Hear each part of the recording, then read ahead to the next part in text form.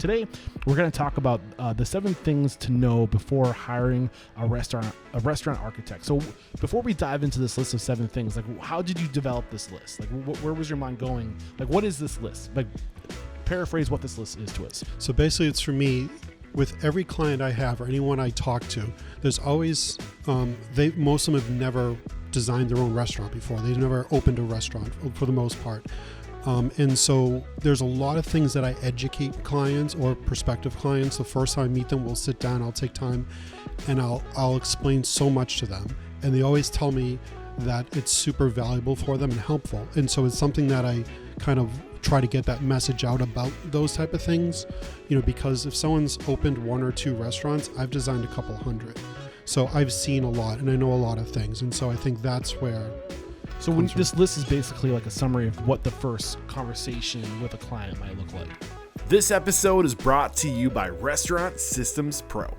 With excitement, allow me to introduce to you today's guest, restaurant architect at 42 Architecture, Justin Alpert. Justin, my man, are you feeling unstoppable today? Sitting across from you, it's hard not to. Dude, I am psyched to be here. And what is happening right now is what I want the future of Restaurant Unstoppable to be, where I'm out in the world talking to people, connecting the dots. Like success recognizes success, and I really do not want to be the person who decides who to make an example of. So I found you by way of Alan and Danny from Cracked Kitchen and Coffee? Or is it? Yeah, that's right. And then you were on my radar before that, just because you're so active in the local Northeast Boston. I've had a lot of your friends on the show. You've been following me. You've been supporting me and what I'm trying to do. And I knew it was just a matter of time before we would officially cross paths and you'd be recommended officially on the show. And you have been. And who else have I had on the show that you've worked with? Rachel Miller, Nightshade Noodle Bar. Yep. Adam from Wild Fox Pierogi. Yep. So he's very active at Restaurant Unstoppable Network as well. We're super lucky to have Adam be a part of that. And today, what we're going to do is we're going to kind of bring back the workshops. So around the pandemic time, I started doing these deep dive workshops, deep dives into the minds of specialists in the restaurant industry. And after the pandemic, we kind of got away from that as I was traveling again, but we're bringing the network back. I never really went anywhere, but we're bringing it back. I would like to start doing these types of workshops live, but I haven't quite figured out the logistics of how I'm going to pull that off on site in the restaurant. So today it's just going to be you and I. We're going to be diving deep into the 7 things to know before hiring an architect. But before we dive into that, and we better get to understand who you are and how you got to where you are today, let's get that motivational, inspirational ball rolling with a success quote or mantra. What do you got for us?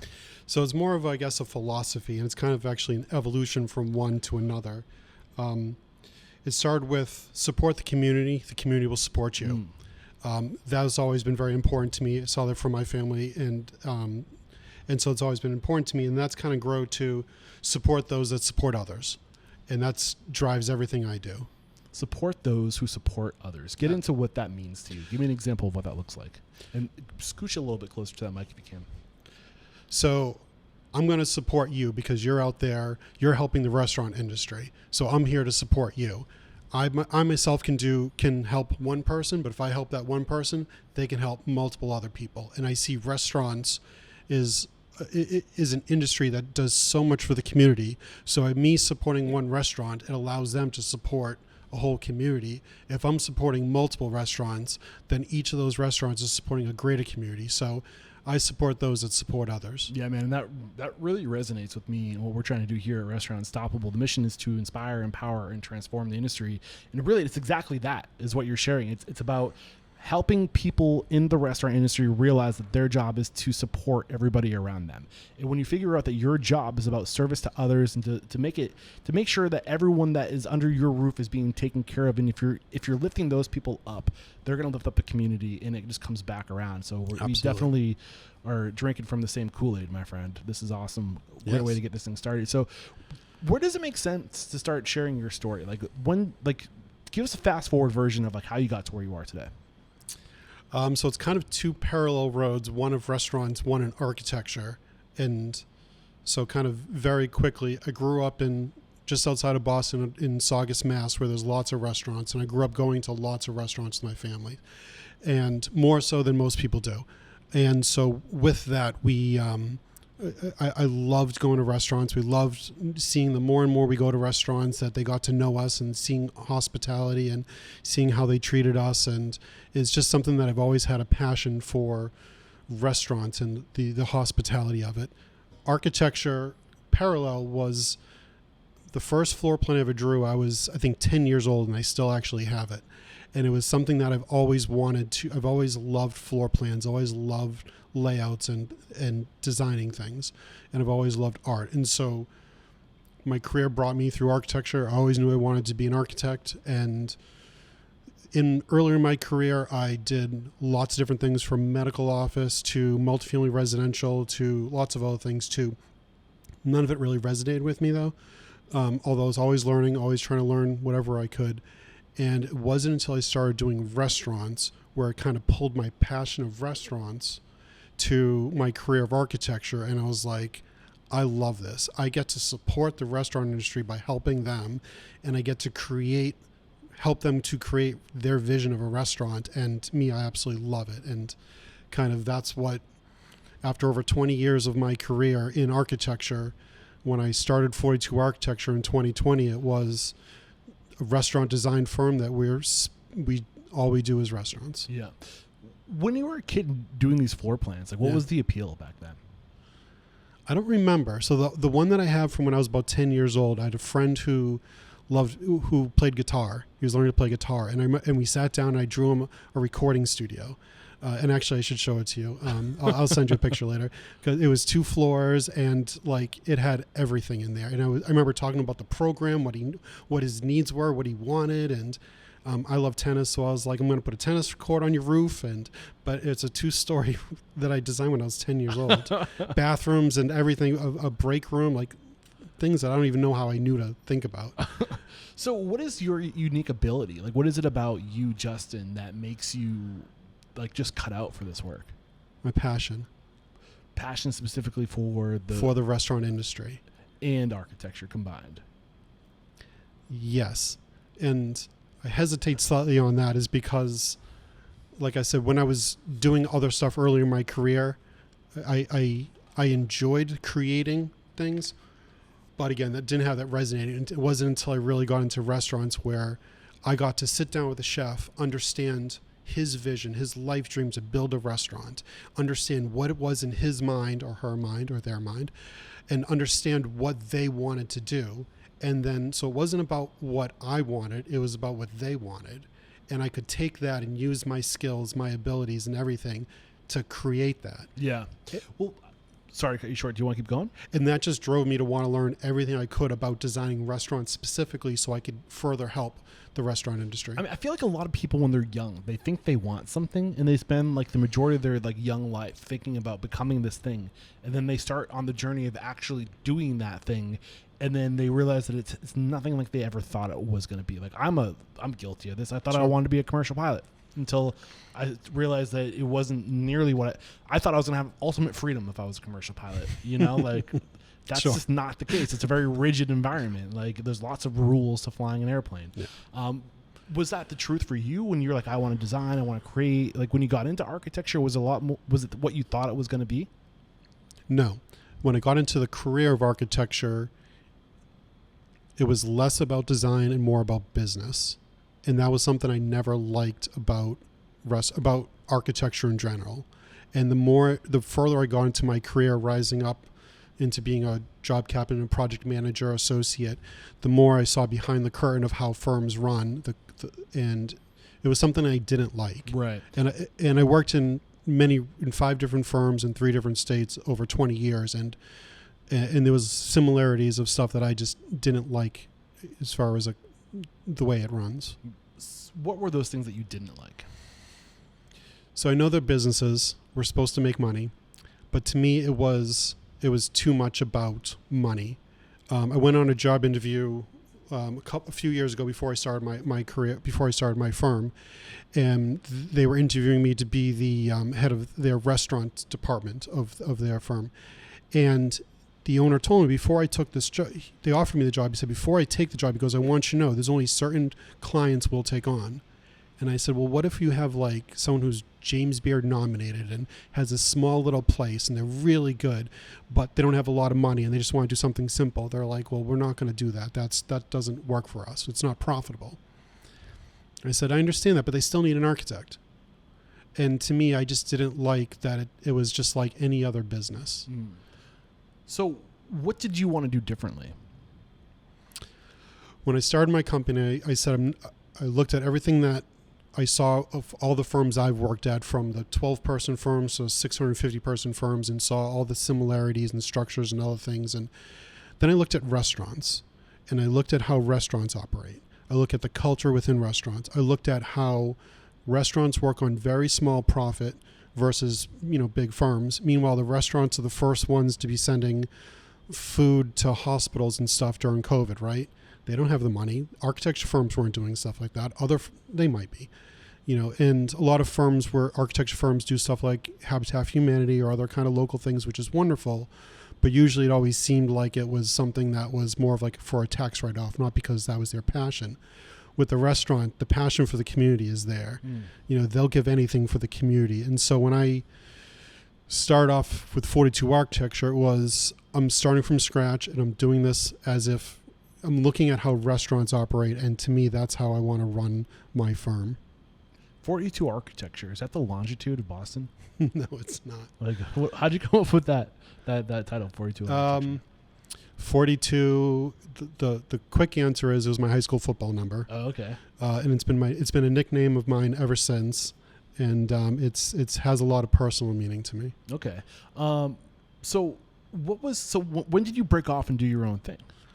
2020. 2020. And what were the biggest challenges breaking off doing your own thing? Was it when 2020? Was it February? So no, March? so beginning of COVID, a lot of people got furloughed, and then is that around the first time we started talking to each other? 2020? Probably around there. Okay, potentially somewhere. It's been at least that many years. Got it. And it was. I think that was 4 years ago. Well, that's how you judge everything. Was it because you're like, was that pre-COVID? Or Yeah. You're like, wow, pre-COVID. Wow, you've been open that long, huh? Jesus Christ is gonna be taking a back seat pretty soon. What was your question? Sorry. So Squirrel. So like, what was like when you started in 2020? Like, what was the biggest challenges? Running a business. It was. I know architecture. I've been doing it for over 20 years. I know how to design drawings. I've been a product manager. I know how to handle clients. I know how to do invoices and contracts and everything else. I learned bookkeeping pretty quickly. I learned a lot of legal stuff very quickly. I learned a lot of insurance stuff. There was a lot of other kind of management stuff, even though I'm the only person. That I had to spend time in the business, but creating the business and on the business, and I still do. The marketing and everything else, it's all me. So it's there was a lot at the very beginning that was a lot of big learning curves. Right. I mean, that's the E-Myth, right? Like, I feel like it's like restaurateurs get sucked into this too. They think that they can always do it better than the other person. They don't think about all the other variables that come with running a business, like the accounting, like the marketing, like all these different things that you have to worry about. So, what was the one thing you wanted to be different about? Like when you started your firm, how is your firm going to be different? Focusing on restaurant is something that not a lot of firms do. Most firms diversify, which for the most part makes sense. But there are firms that do restaurants. I think for me, it's the approach. All my clients become my friends. Like and that's another thing that I never saw in the architecture industry, where you do a project, you get paid for it, you move on. And to me, it really is about the community and being part of the community and supporting the community. And so that's why I keep coming back to that, because everything we do is about that. Yeah. And so there's a lot of chefs that I'm supporting and doing stuff for, and it's not because I know I'm never going to work with them. They have their architects, but that's not why I support them. Again, I'm supporting them because they're supporting others. And so I'm just here to help out however I can. Yeah. What's unique to you is that you have a lot of the same values that a lot of chefs have. For them, it's about the thing that they do. It's about the why, not necessarily about how we're going to make this profitable. And I'm curious, like, has that been a challenge for you? Like, now that you are your own owner, in that where you'd go to these mentors of yours in the past and be like, let's focus on these people who need our help. Is it hard for you to do the work you're doing and be profitable as an architect? No. Why is it working for you if there's no money in what you're doing? I guess is what I'm curious about. So when I started my company, I started by paying myself the same thing I was getting paid at my last job. I have a wife, I have a son, I have a house, I have other stuff. So I knew that I had to make at least that amount of money. So I set myself up to be paid that same amount of money. Anything else was company profit that went aside, taxes and other stuff. So you took owner's pay. You made sure that you're covering your liabilities. Absolutely. And a lot of people told me that, starting a company that revolves around restaurants during COVID doesn't make sense. There's no money in it. How could I survive? Oddly enough, I was super busy right off the beginning. There were a lot of people who were either had to renovate their restaurants, people who had to all of a sudden figure out how they're going to do takeout and like move things around. There are people who now no longer work for a restaurant and they're going to go start off their own restaurant, and there's plenty of empty spaces that are restaurant ready. So there's actually a lot of work for me there. And so fortunately, I've been able to be busy, more busy than I want to be, and be able to make as much as I was making before. Yeah. Although it is capped because I'm at the point where I can't make any more money because it's only me for the most part. And so there's only so many billable hours in a year. Right. And so there's only so much work. I'm kind of capped at that point right now. Got it. So when we started talking, right, your name came up. I think I can't remember if it was actually during the recording or we were talking afterwards. He was showing me around and you mentioned your name and name of your business. That rings a bell. I've definitely heard about this. We reconnected. I love what you did with the Cracked Kitchen, by the way. Where did you find those those eggs? We had them made. Did you really? Oh, yeah. Those are cool. So a very quick story on those, because that is very unique and it became a huge part of the brand. A little more context. Yes. In Cracked Kitchen, they have these lamp shades that are like a cracked egg. And those are the coolest things. And anyway, the whole design was really cool, but pick it up from there. So when we first met with Danny and Alan, we talked all about kind of the brand and understanding it. And so as we're designing it, we're looking for things that kind of work with that brand. And so we were looking around for light fixtures, and we found one that wasn't egg shape. But it was kind of like a half oval with like a wavy edge on the bottom. But you can pick the colors on the inside and outside. So I talked to the manufacturer, and I talked to our lighting rep, and I said, can we do that with a matte white outside with a glossy yellow inside? He's like, sure. Why? I said, because it's going to look like an egg. And then he's like, let me talk to them. He came back and he said, I got one better for you. They said that if you want, instead of having that curvy edge on the bottom, they can do it as jagged. Nice. And so that jagged edge with that white outside, the yellow inside, and now it's an iconic egg for them. Well, it just goes to show, you can accomplish so much more if you hire a specialist who knows who to talk to, who knows what to ask for. Like Alan and Danny would have never been able to pull that off on their own, right? And I think one of the biggest lessons I've learned is stay in your lane. What is your unique ability as a restaurant owner? Narrow it down to the 20% of things that nobody can do better than you. You focus on those 20% and surround yourself with other people to focus on the other 80% of things that have to get done. Most of us aren't architects. Find somebody that has the relationships to be able to pull things like this off. So today we're going to talk about the 7 things to know before hiring a restaurant architect. So before we dive into this list of 7 things, like how did you develop this list? Like where was your mind going? Like what is this list? Like paraphrase what this list is to us. So basically it's for me, with every client I have or anyone I talk to, there's always, most of them have never designed their own restaurant before. They've never opened a restaurant for the most part.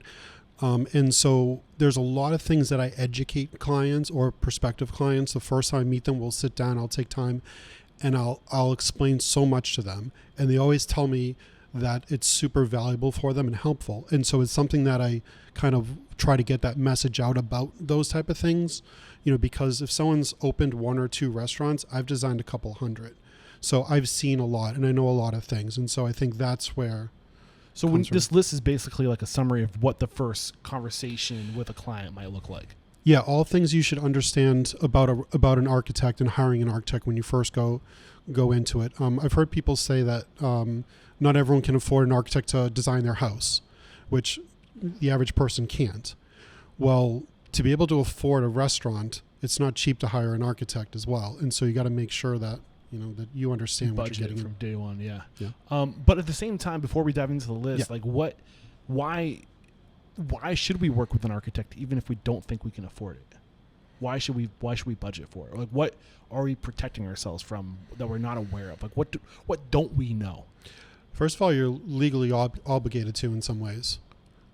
We are licensed. Actually, we're kind of diving into some of our... Okay. we're gonna take a quick break to thank our sponsors, and when we come back, we're gonna dive into the first item on our list of 7 things that you need to know before hiring a restaurant architect. We have to interrupt today's episode to let you know that every second and fourth Thursday of the month at 1 p.m. Pacific, 4 p.m. Eastern, Restaurant Systems Pro CEO Fred Langley is going live to teach you everything you need to know to run a profitable restaurant from soup to nuts. All you gotta do is click the link below. We're back, and we are diving into our list of 7 things to know before hiring a restaurant architect. The first thing on our list is, what is an architect? You should know what an architect is before hiring one, I suppose. So what is an architect? So most people don't actually understand fully what an architect is. And I had a professional practice teacher in college who said that people think architects are magicians because they don't really know what we do, but we create drawings and then buildings get built from them. I mean, isn't that it? So I have a lot of people that come to me that say, hey, can you draw me up a plan? How much does it cost to draw a plan? And that goes to show that people don't understand the full spectrum of what an architect is. But the most important thing is that we're a professional, and we're all professionals, but we're a professional similar to a doctor or a lawyer, in the way that we've gone through many years of schooling, we've gone through required internships, we've gone through taking many exams, so that we are licensed by the state with a stamp to say that we understand buildings to the point that we can draw them, stamp a set of drawings, and have a contractor build them, which then puts the liability of safety on us. So ultimately, what an architect does is health, safety, welfare of the public. So this way, if a building falls down, we've designed it so that people can get out safe. That is the most important thing about what an architect is. Where does the line, if I'm getting ahead, feel free just to stop me. Sure. Where does the line between like safety and cosmetically appealing drawn? Like is the architect that's really responsible for the appeal, the visual appeal, or is that more on the design, interior design? Like where are those lines drawn? So lines are blurry, and it depends because different people do different things. There are people who are pure interior designers who may just select materials and colors and that's all they do. There might be people who are architects who design structures that don't get into materials, finishes, colors, that sort of stuff. But then there's a lot of people who kind of do both or overlap. And I think that's where with me that with restaurants, I don't do a lot of ground up restaurants. It's almost all interior design. That's what we do. But I can draw a wall section through a multi-story building and understand the structure and how it all works. Yeah, a lot of when you're moving into an old space, like there's a lot of walls that seem to disappear in restaurants. People want like open spaces, right? Like, or yeah. I think I see a lot of open spaces now in my travels. I mean, I think it depends on what you're trying to go for, sure. But like you have to manipulate the space physically sometimes, and that's where having an architect who does have the talent of design comes into handy because like you can't just blow out walls. Yeah, and so there's some projects that I come in where I'm just the architect and the client may have their own interior designer and we coordinate work together. There's projects where I've been brought in just for interior design just to help them with finishes and stuff. And so there's a lot of different scope of services that architects, interior designers, or other design professionals can take on. So it all depends on what they personally or that company can do. Okay. So what is still the message when you're answering this question? Like, what is an architect? Again, one more time. If we want an architect, what do we want them for? Safety? We want them to be able to create a space for us that is going to be that's going to protect the customers within the space. So this way, if anything happens in the building, the architect designed the space to make sure that life safety, egress, everything is accounted for. Okay. I feel like I'm getting ahead of us too. I'm looking down at these questions. Yeah. I'm like, I just want to ask questions, but you have them all listed out. So is it safe to say we should go to the second question? Let's do it. What does an architect do? So as we just discussed, life safety, we look at and finishes, materials, and all that stuff that we already talked about. But architect does a lot. We from the beginning of a project, we can work with the client to understand looking at spaces, understanding and evaluating spaces. That's something I do with a lot of my clients, where when they find that space that they think is the right one, they have me go look at it. To them, it might be perfect. I'm going to look at the air conditioning, the electrical, the plumbing, if there's grease waste, where there's the hood, where that can go through, if they're going to need pollution control unit, where the trash is in regards to the space, if they're the accessibility, the egress, all kinds of things. So we're going to look through and we're going to understand and help them evaluate if that's the right space. Do you ever have people approach you asking to hire you and you're like, you don't need my services? What Yes. you're asking for isn't what I do? Yeah, there are people, I get a lot of kind of cold calls just from my Google listing of people asking me to do residential stuff, which I won't do. But there's plenty of other architects I know that do residential, and I'm very happy to share their names. And then there's also restaurants where there might be restaurants that are asking me, that reach out to me, ask me questions, but I know it's not the right fit for me, or I'm not the right fit for them.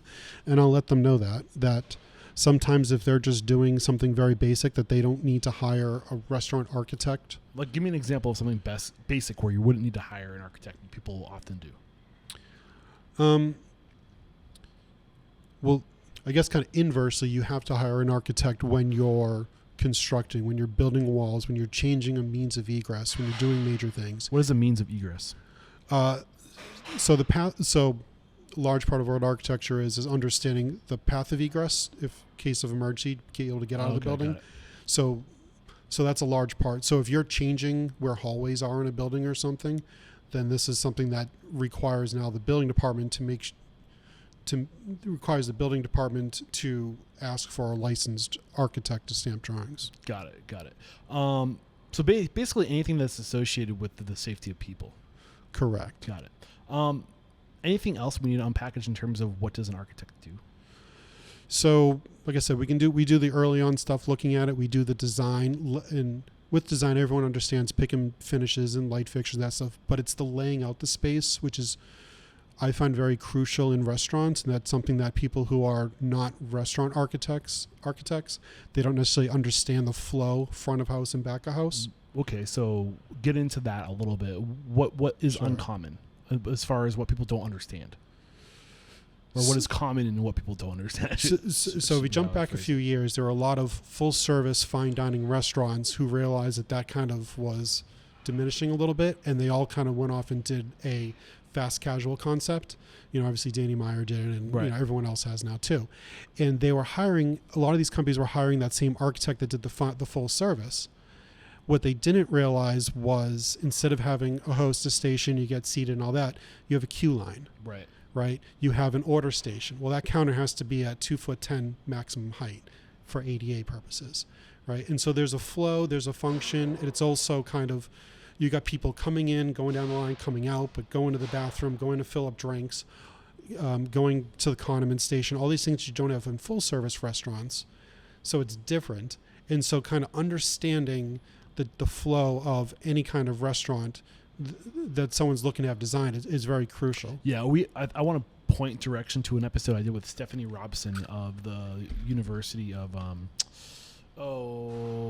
Cornell, and she taught restaurant design, and we focused on the kitchen design. I would love to have her come back to do a conversation on what you're talking about, a deep dive into that conversation as far as flow, but just even little things as far as like when you have food dropped off, like thinking about like the food should move in the direction in that one direction one time. So like your freezer should be next to the loading dock, and like your office should be right next to that door too. So everything is just moving in one direction, and it just goes from the back door to the front door in one fell swoop.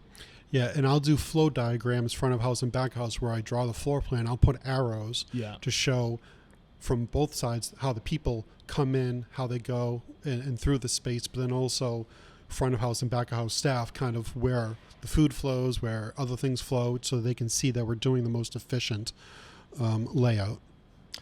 I'm looking at these questions as you're talking. I'm asking some of these questions unintentionally as we're going, but I can expand on them. Yeah, we'll resurface as we go. So before I do that again, I'm just going to ask the next question. Okay, so we talked about what is an architect. What exactly does an architect do? But architects are not cheap is the next bullet point you have on here. So in terms of budget, what should we be thinking about in terms of budget? So I think, budget aside, I think what people need to realize is, with architects, so similar to a lawyer, similar to an accountant, those are people that we're used to paying a lot of money for, and usually paying them hourly. And I don't think people necessarily think of architects as that kind of same pay grade. And I've had a lot of people call me up and say, hey, can you come look at a space with me? And I do, and I spend time with them, and they're like, oh, well, can you draw something up? And so now I'm spending more and more time. We haven't written a contract yet. Right. And they're like, oh, I'll buy you dinner. And it's like, well, dinner isn't paying my rent. Yeah. And so I think that's something that people need to realize, that architects are a big part of creating a new restaurant, and that that you need to budget for that accordingly and understand it. And so I'll explain that with architects, or at least the way that I was trained, but I saw in multiple multiple architecture firms, is that everyone has billable rates. So from the drafters up to the owners, everyone has their billable rates. So let's say a billable rate of $150. So if I'm looking at a new project, someone comes to me and says, how much is it going to cost me? And usually people will think I can just pull a number out of nowhere. Be like, oh, ballpark, how much does it cost? And I'll be like, well, I need to see I need to see the building. I need to see the utilities in the building. I need to see if you have a LOI, a letter of intent, or a lease, or anything that tells me what the landlord's providing, what you need to provide, because there's so many variables. But what I do is once I understand all that, so I'll request all this information, I will write a list, a very detailed list for myself of all my scope of services, from going to a space, 2 hours, drawing up the existing additions, 4 hours, like all these different things under every kind of phase of architecture. And then I'll take those numbers, multiply by billable rate, get final numbers. That's the architectural number.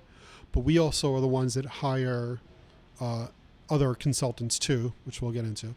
And so our fee also takes into account theirs. And so this is the total. So you're kind price. of a contractor too, in a sense, general contractor, where you're paying out these people, these experts, but you're just asking for the resources to then pay it forward to the people you hire out. Yeah. So very similarly, a restaurateur or whoever is going to design or is going to have a restaurant built or anything built, they'd hire an architect and a general contractor. General contractor has all their subcontractors, electricians, plumbers, framers, because the general contractor is the one who's actually doing that work. They're doing some of it, but they're overseeing it. They're managing it.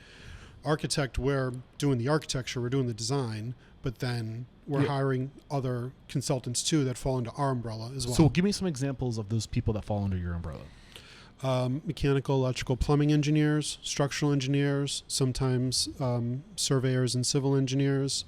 I have one project that I have acoustical consultants on, which is the first time I've ever had to hire acoustical consultants, but it's a jazz cafe. Oh, cool. Was this in Portsmouth by any chance? No. Did you hear about that Jimmy's in Portsmouth? Yeah. It's awesome. I've heard. Our team that's doing this jazz cafe in Roxbury, we've talked about going up there for a... If you make your way up there, let me know. I will join you. Anyway, I digress. So, in the next 2 weeks. Yeah, right. That's right. I'm going to be taking off pretty soon. Sure. But I'll be back in the summer. So you're going through the list of the different people who are your subcontractors. Yeah. So continue along that vein, unless you tapped everybody up.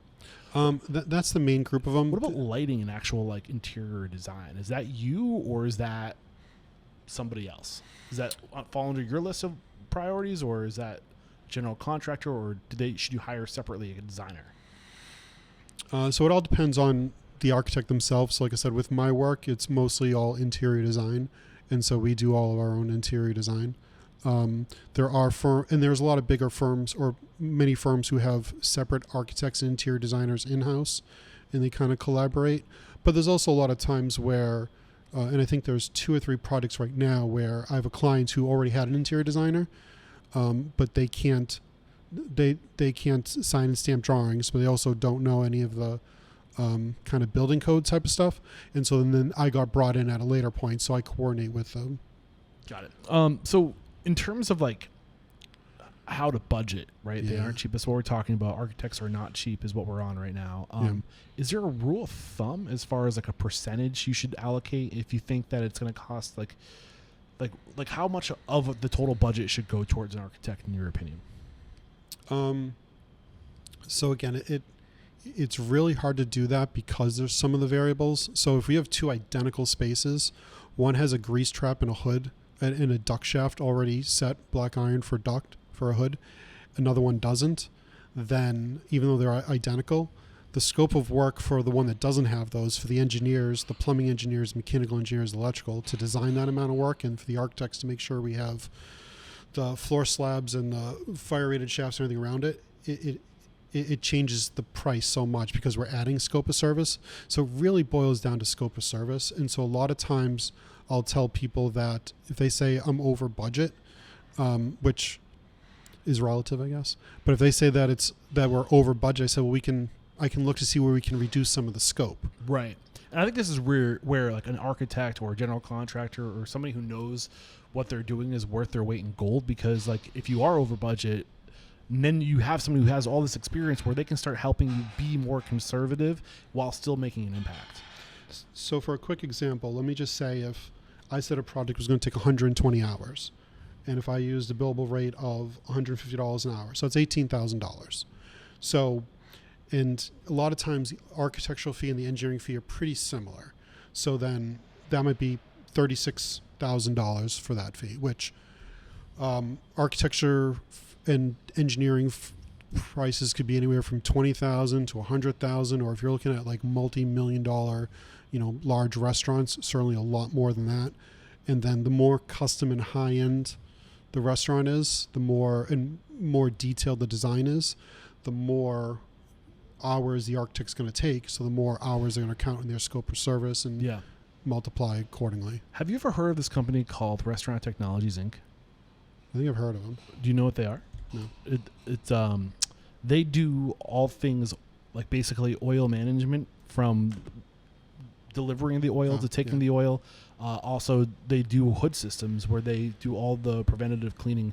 Do you deal with things like that too in terms of? So we don't get into maintenance stuff. Okay. So it's a lot of stuff that once the keys are turned over, once we have family and friends, then I'm not really as involved at that point. Then if it's like follow-up, if there's warranty stuff, they need to call the general contractor back to fix. The general contractor is usually on for like another year for warranties and stuff.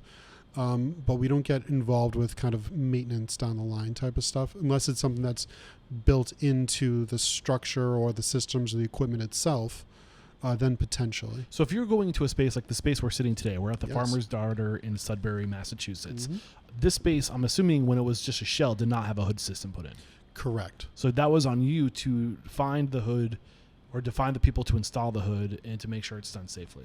So with anything in the space, whether it's a hood, whether it's a light fixture, whether it's the cloth on the banquette, it all falls under my team to design it. So if it's us, our interior designers, our engineers that are doing that work, then we're designing it. So we're creating a set of drawings, the blueprints, that say this is what needs to go in here, and it's a general contractor who's going to take those blueprints, going to see what we specified, and then they're going to build it per our specifications. Yeah.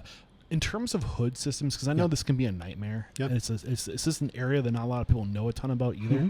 Any little tricks of the trade, recommendations, hoods to stay away from, systems that have really impressed you as far as like a good system or something that just isn't as, I don't know, like just put a recommendation out there or a little nugget out there relative to hood systems. So hood systems in general, Captive Air, who is the big name brand, and apparently I guess they're more expensive, but they've been doing it the longest and they do it really well. So as far as just a hood itself, I think there's a lot of kind of similar ones out there. But I think what people don't realize is after the hood, then where does the exhaust air go? Where does it exit? The And that's where it can cost huge amount of money. Yeah, just I've had one project where it was a ground floor restaurant that it was only 10-foot ceiling, and it was 5 floor, brand new space, but there was 5 floors of residents above them, and they were already filled. And so they already signed the lease for the restaurant. They're like, we're going to put a hood in. I'm like, where's the hood going to go? And we couldn't go up through the space because the building didn't account for it. And it was too low of a space to put a pollution control unit in. What's a pollution control unit?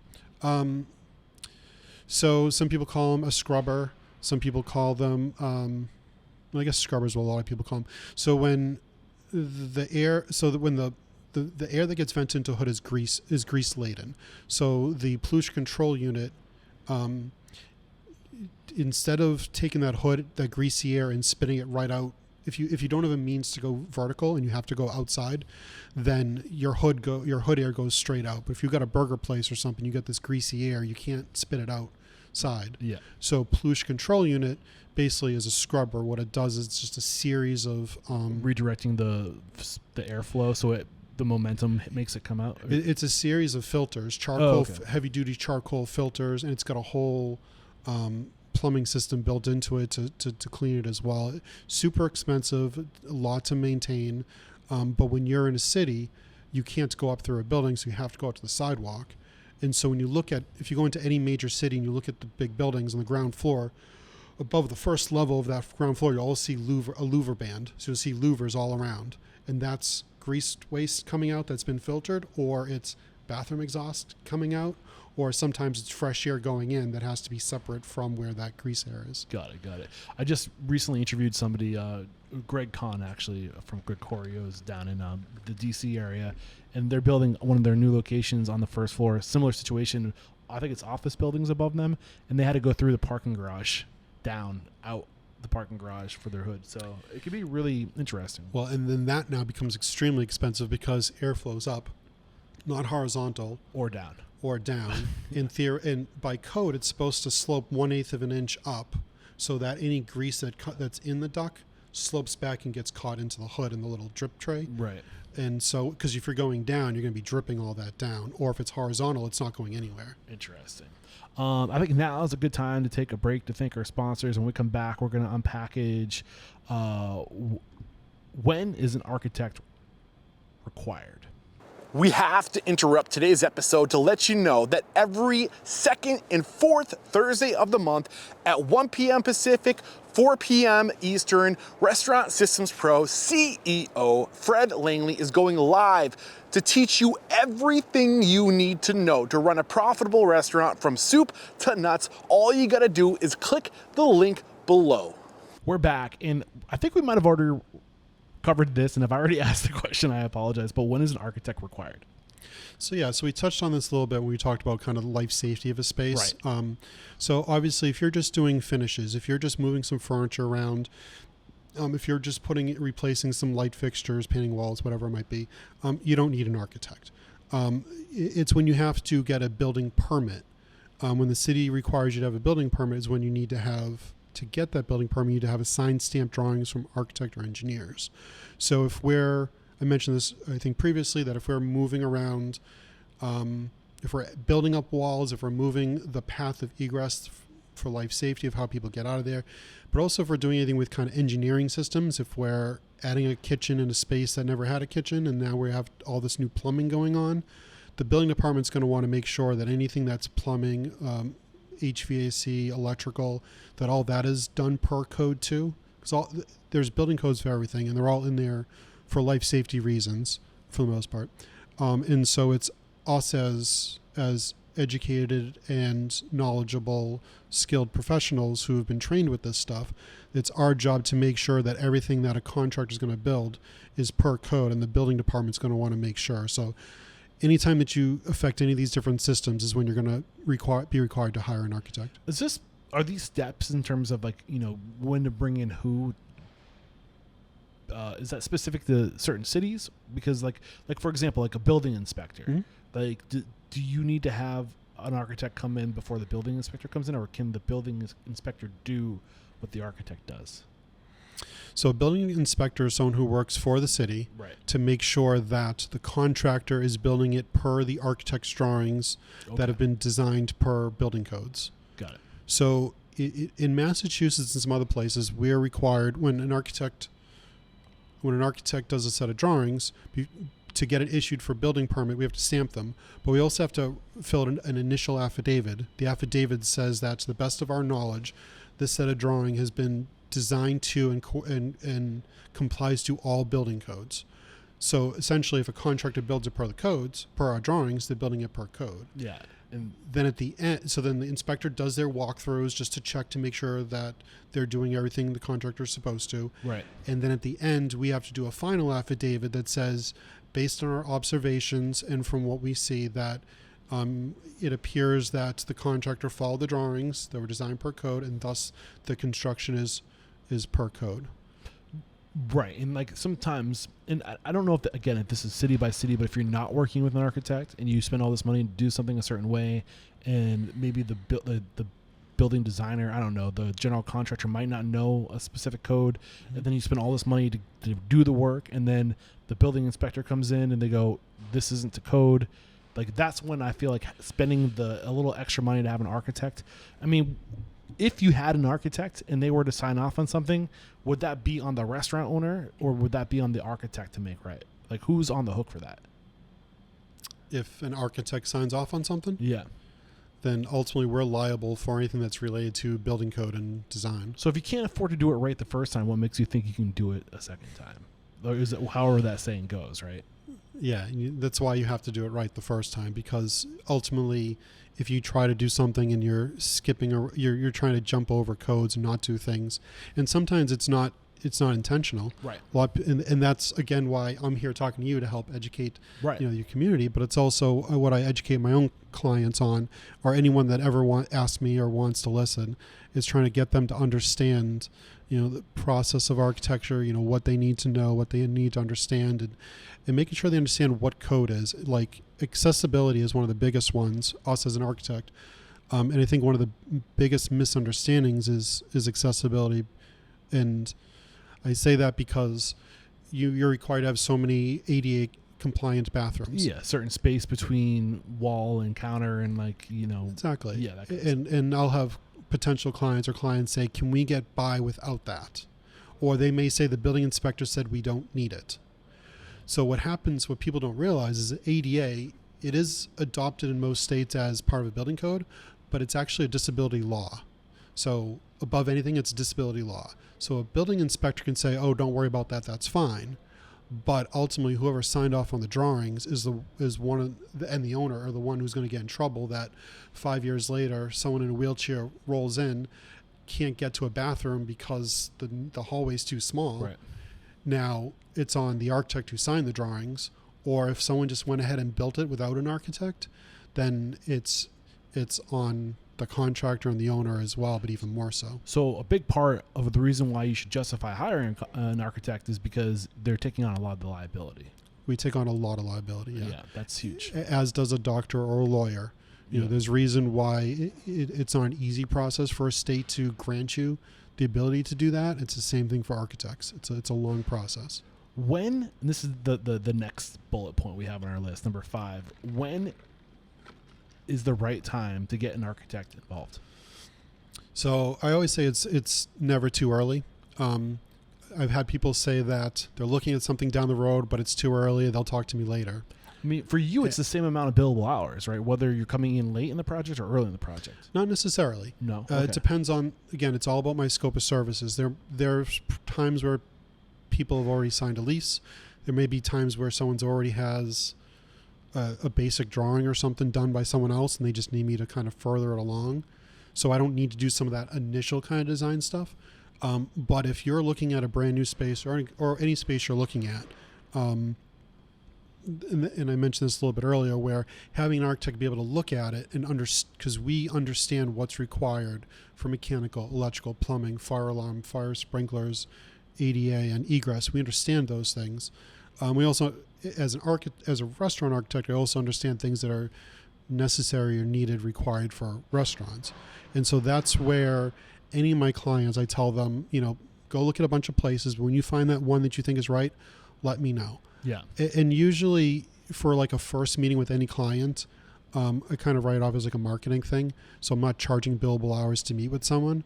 And so I tell them, take advantage of my time. I'm here with you now. Right. So any questions you have, anything I can do, we'll do. And then from here on, I'm going to write a scope of service. I'm going to write a contract, and we'll move forward. Got it. So I'm kind of curious in terms of, because you mentioned earlier you help with like site selection too. Like, where do your lines cross with like a real estate broker? My lines cross with a lot of people, and that goes beyond just being an architect. And so I do market myself as a restaurant architect, interior designer, consultant, because there are a lot of things that I do that's beyond what typical architects do. I mean, it's the benefit of being a specialist, right? It is, and hyper focus in a local market too. Mm-hmm. And so, I every time a restaurant opens or closes, I'm already following it, and I'm looking around a lot of spaces too. And I know a lot of the local brokers and other people too. So if I have a client that I know what they're looking for, I'll reach out to some brokers and I'll be like, hey, I have a client, they're looking for this. Well, I mean, I'm sure you had clients that, unfortunately maybe wanted to get out. So people, you have friends who might be looking for an exit strategy. Yeah, no, absolutely. And so that's where there's a lot of things that, like I said, I'm an architect by trade, but then, getting into wanting to support the restaurant industry in any way I can, I've just been very focused on learning whatever I can that I know will help them. And so if it's learning more about real estate, if it's learning more about social media, if it's learning more about whatever it may be, that or kitchen equipment is a big one that I've learned a lot about and can do a lot with, and laying out kitchens that typical architects wouldn't. But it's just anything that I know my clients need.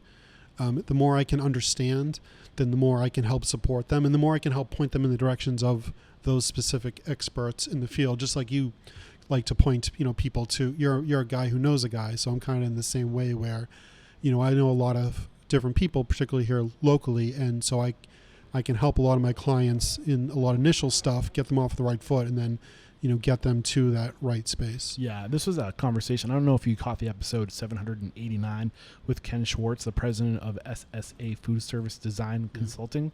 Does that ring a bell to you? I don't remember. The only other architect / designer I've had on the show, and he talked a lot about just the understanding the mechanics, the equipment involved, and knowing what equipment to get, and versus like when do you buy used, when do you buy new, that kind of stuff. Yeah, and his group is their kitchen equipment vendors or designers, and they do a lot of big restaurants and beautiful spaces too. They work with Hard Rock Cafe. So been around for a while. That was a great episode. If you're interested in today's subject and you want to dive deeper into this world of like architecture and design, I would definitely check out that episode as well. The next thing we have on our list to cover today is the right architect for your needs. What do you mean by that? So the person that you were just mentioned, they're very focused on kitchen equipment. I don't know if he's specifically the one picking out fabrics and wall coverings and that sort of stuff. I think it's understanding your needs first. Just like if you have to go to a doctor, you're going to do research first, right? Especially if you need to see a specialist, you're going to do research and see what best fits your needs. So if you're opening up a space and if it was already a restaurant, you're just redoing the finishes, then maybe you don't need to hire an architect or even a restaurant architect. It could be someone who does interior design for residential, but they may, if they understand commercial code, but they might be able to do sufficiently what you need them to do. Where in other situations, you may need a big company who does, like I said, all the architectural from beginning to end and interior design, MEPs and everything else. So there's a lot of different things. So I think specifically for a restaurateur, it's understanding kind of what you're looking to do and what your needs are, because if you are just taking over an existing space, or if you're starting from scratch and doing an 8,000 square foot, high-end place, you're going to want to look around, talk to them, look at their work, and understand what they really know. Mm-hmm. Have you ever heard the book Nudge? No. Is that on your radar? It's a book that has been on my Audible to listen list for a while now, but it's all about so it's called Nudge: Improving Decisions About Health, Wealth, and Happiness, written by the professor at University of Chicago. But it's all about like little subtle things in design to influence people. I was curious because I haven't read that yet, but it's been on my reading list. I want to get him on the show, the author of that. I'll add it onto my list. We'll both read or listen to it, then we'll talk. Hey, maybe this would be one of the books we add to our book club within Restaurant Stoppable Network. Just a little selfish plug right there, but this one, if you have listened to that book, I'd love to talk about it. Anyway, very cool. All right, so can we move on from the right architect for your needs? Yes. Okay, so the last item we're going to cover today before we start to wrap things up, the seventh item on our list, the architect is the quarterback of the team. What do you mean by that? So we touched on this a little bit before, that we said that there's a general contractor who, from construction on, they oversee the whole project. They hire all the subs. Architect beforehand, we're the ones that are doing the drawings, and as the quarterback, we're the ones that are understanding who we need on our team.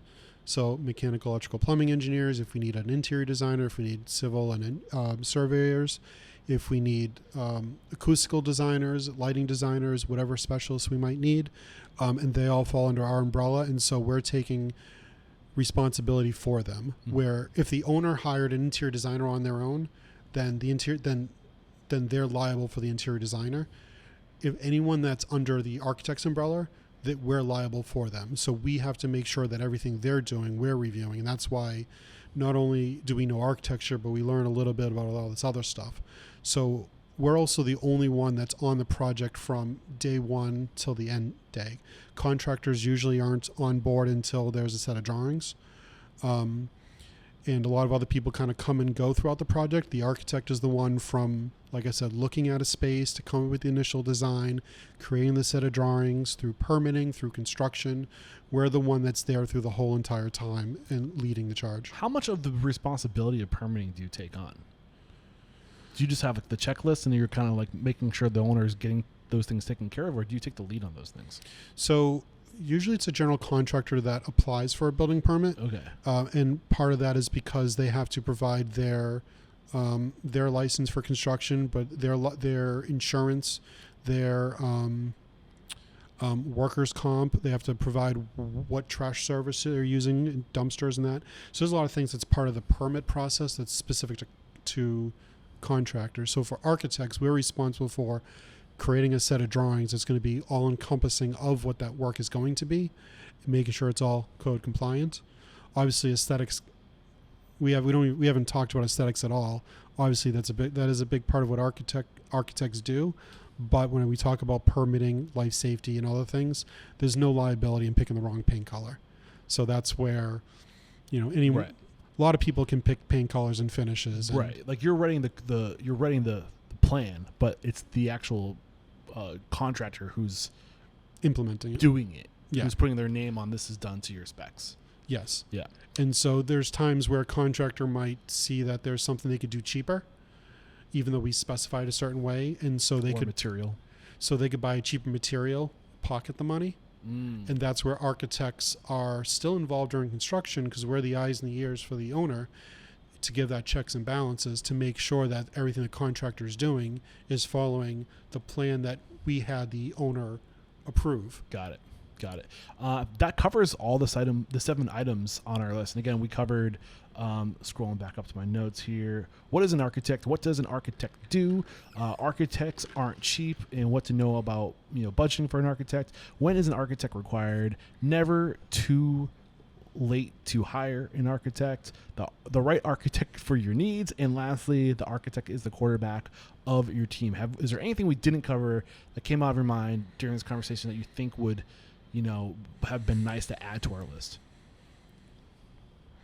I think an architect is a resource. And going back to, we talked about being people who know people. I tell people that, I don't know everything. No one does, right? But I know where to find the information. And so, and I think that's where, again, it's valuable for people to be able to come to architects, talk to us, understand things, not just do things on their own. I have clients who I'm not even working, or I have people who I'm not even working on a project with them. They'll call me and ask me about how many bathrooms they need for 120 people or how many toilets, and I can give them that information. But there's a lot of things that either if I can't answer the question, I know where the answer is, and I can point them in that direction. Awesome.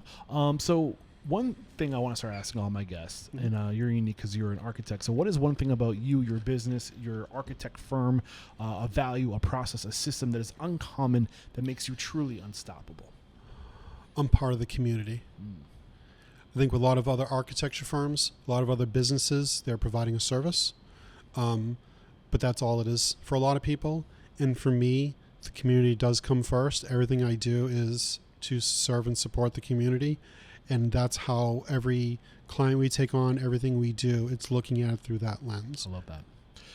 So our mission statement is to inspire, empower, and change the world through empowering the restaurant industry. So how have you personally transformed during your time as an architect? Who are you today versus the man you were when you got started as an architect? I'm a very different person. And a lot of it had to come, a lot of it was in the more and more I got into restaurants, the more and more I loved what I do. I'm at the point now, I work 60, 80 hours a week, which regular architects don't do. You know, some work long hours when there's deadlines, but I work long hours a lot. But I love what I do, and it's something that, like I said, because it's the restaurants, I love what I do. I love who I work with. I love being able to come into a space like this, Farmer's Daughter. And I don't know if you notice as we're here, I'm kind of looking around because, like, I created this space, and people enjoy, meals here. People enjoy family here and friends here, and people enjoy working here. And it's all done in this space that came out of my mind. And it's something that I just absolutely love, which I never had early on in my career when I was designing medical office and residential, multifamily residential and other things. I never had that passion. And that's what continues to grow and push me and drive me and make me want to learn even more continuously. I love that. And a little teaser, we are going to do a walk through the Farmer's Daughter restaurant here, their second location in Sudbury, Massachusetts. So I want to do more of while I'm on the road is really taking the time to go deeper and to get that extra content that will be pushed to our YouTube channel. So if you have not yet subscribed to our YouTube channel, head to youtube.com/restaurantstoppable podcast. Please subscribe so you can see this content as well. And the last question before we officially start to wrap things up, if you got the news that you'd be leaving this world tomorrow, all the memories of you, your work, and your restaurants that you've designed would be lost with your departure, with the exception of 3 pieces of wisdom that you could leave behind for the good of humanity and your legacy, what would those 3 pieces of wisdom be? So first and foremost, we've already said, support those that support others. 1. Let passion drive you. 2. Make people smile. 3. This has been a lot of fun, Justin. Thank you so much. So if we were inspired by today's conversation, I know you're kind of exclusive to the Boston area. Are you taking on new clients right now? Selectively. Until I grow my firm larger and we can take on more. Okay. So if we were, pleased with what you had to share today and we're interested in working with you, what's the best way to connect? My email, justin@42architecture.com. My social media on Instagram, my personal one is justin42arch. I'm very active on that. I do have a company one, 42architecture_. You can see some of the work I've done there, but it's mostly my personal one that I'm pretty active on. Got it. And this is episode 1062. Head over to restaurantunstoppable.com/1062 for a summary of today's discussion. We'll also have links on how to connect with Justin, his website, his email, his social handles. And before we officially say goodbye, who do you respect and admire in the industry? Somebody that if I got on a show tomorrow to share their story, you would absolutely listen to that episode. Who's that person for you? So there is a lot of amazing people in the industry, and that super inspiring, like I said, and seeing the work they do, not only in their restaurant, but in the community. One person who, actually, I'll say 2 people because they have a lot of parallels, but I'll focus on one. 2 of them are Irene Lee from Maymay and Tracy Chang from Pagu. So both of them have restaurants locally. Both of them have they're educated, and they in other industries, but then kind of got pulled into or followed their love for restaurants. But both of them have, they do amazing things, but they both sit on multiple, they both founded multiple nonprofits and charities, especially during COVID. They both found, I think, 2 of them together, and I wrote on my notes what they were. Project Restore Us and Off Their Plate were 2 of them. They also sit on boards for a lot of other community groups. And it's just amazing to see what they do. Irene Lee has gone on. She's won James Beard after, I think, 6 or 7 times or 8 times of being nominated for James Beard Rising Star. She then 2 years ago got the award for leadership because of everything she does for the community, for the industry. And then she's also founded a software company, Prep Shift, which, are you aware of that company? Prep Shift? I'm aware of Fusion Prep. Is that this? No. Okay. Nope, not aware of Prep Okay. Shift. What is that? You'll have to ask her. Okay, sounds good. So Irene and Tracy, look out. I've actually had Tracy on the show. Oh, cool. She was episode 340. Oh, wow. So if you want to check out that episode, head over to restaurantunstoppable.com/340. But that was almost 6 years ago. So maybe it's time that I reconnect with Tracy and get her back on the show. So look out, Tracy and Irene. I'm coming after you. I'd love to get you on the show. And thank you so much, Justin, for taking the time to enlighten us a little bit more around the world of architecture. There is no questioning, my man. You are unstoppable.